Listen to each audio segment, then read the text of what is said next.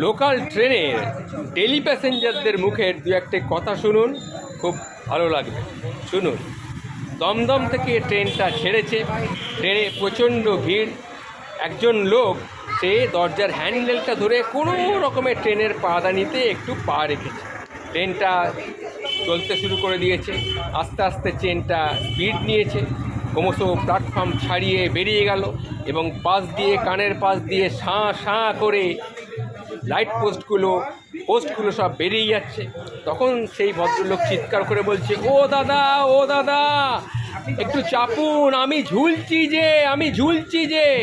তখন ভেতর থেকে একজন উদাস কণ্ঠে বলল, আরে দাদা, ঝুলুন না, ঝুলুন, শুধু কিন্তু ঝুললে হবে না, বাড়িতে গিয়ে মাকে বলবেন একটু কমপ্লেন দিতে, শুধু ঝুললে কিন্তু হবে না, বুঝেছেন?